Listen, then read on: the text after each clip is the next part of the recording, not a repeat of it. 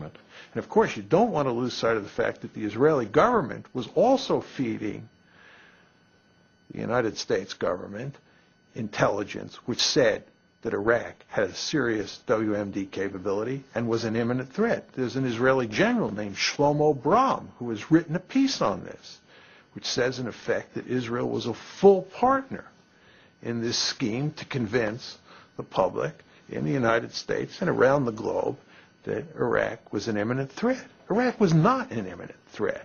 The fact is that even if Saddam had nuclear weapons, there was nothing you could do with them, right? But you could not make those arguments at the time in the United States. It was very, very hard to get them out into the public domain and for them to get any traction. Do you agree with Mearsheimer and Wohl that the influence of the pro-Israel lobby was important for going to war with Iraq? I do, but I would not have presented it the way they did, because I think that they underestimate ideas and they underestimate, if you like, emotions. They're very cold and realistic in their view of politics. And for them, since the going to war with Iraq is absolutely crazy, and it was pretty obviously crazy for many of us before, there must have been some pressure to do something so irrational. And of course there was. But they underestimate other factors.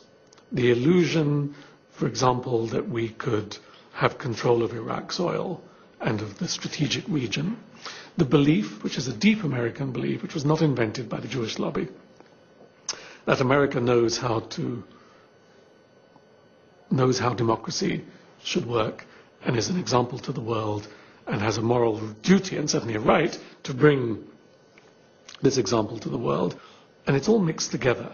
So ideals, belief about American exceptionalism, American duties, American provincialism, not knowing about what's going on outside, and Israeli pressure. Yes. The suggestion that that the Israeli lobby, as he describes it, is in effect operated by the Israelis and reflects Israeli preferences is simply wrong and can be shown to be wrong. So you don't feel part of the Israeli lobby? No, I'm not part of an Israeli lobby. I have my own views. I'm sympathetic to Israel, as most Americans are sympathetic to Israel. I'm not incapable of being critical of an Israeli policy that I don't like. But the main point is that it is not the Israeli government that shapes the thinking of Americans who are pro-Israeli. Richard Pearl would probably say in response to your question, if you got the truth out of them, Israel's interests and America's interests are the same. And so if I'm an advocate for Israel's interest, I'm an advocate for America's interest. And I would say back to them, again as a strategist, bullshit. No two countries in history, and no two countries in the future in history, I will predict, will ever have coincidental national interest all the time. No way.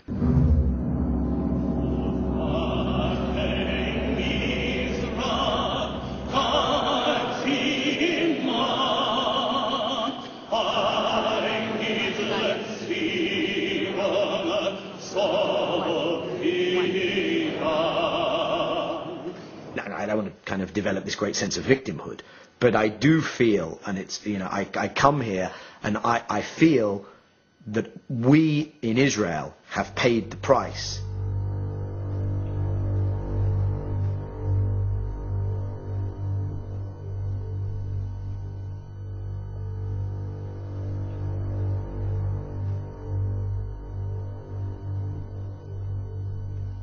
American Jews, surprise, surprise, are liberal Democrats when it comes to most issues, including the Middle East. So when you poll American Jews, they're for the peace process and they're for American engagement and they're for a two-state solution. And we did the Geneva Initiative and they were in favor of that as well.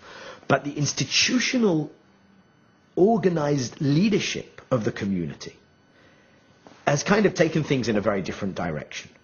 And I do feel that for their own reasons, reasons that I understand, reasons that are not unique to the Jewish diaspora in America, reasons that are prevalent in many diaspora politics around the world.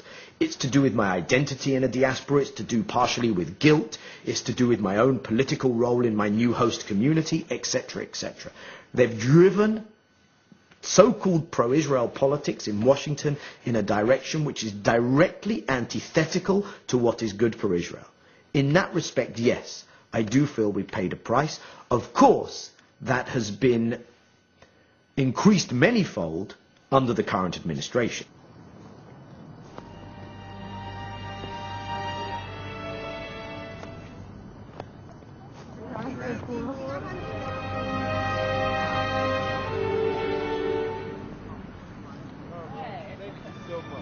America has become part of the Israeli victim narrative. It began, I think, in the 70s, when one of the ways in which the African American community could begin to get amends for slavery and the consequences of slavery was by emphasizing that it was a victim of history. That even if you didn't do it, history did it. Your grandparents did it. It's not a personal responsibility, but as a cultural debt.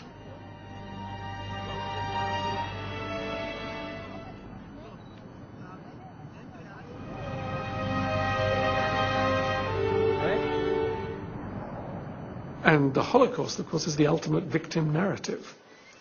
And David Ben-Gurion, the first Israeli prime minister, knew this very well, because he turned it to advantage, giving Israel as a whole country a victim narrative.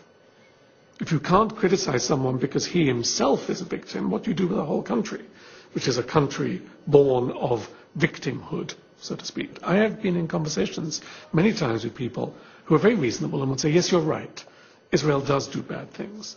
The occupied territories, stealing the water, stealing the land, bombing the houses, etc. But remember what happened to the Jews. There is a background, there is a history, there is a reason, there is an excuse for this. And of course, you can say the same thing for the Palestinians.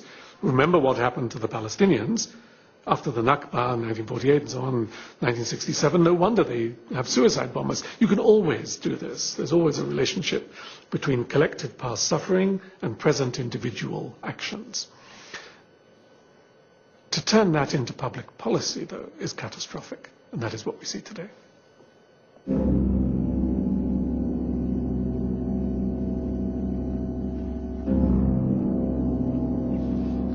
The what if.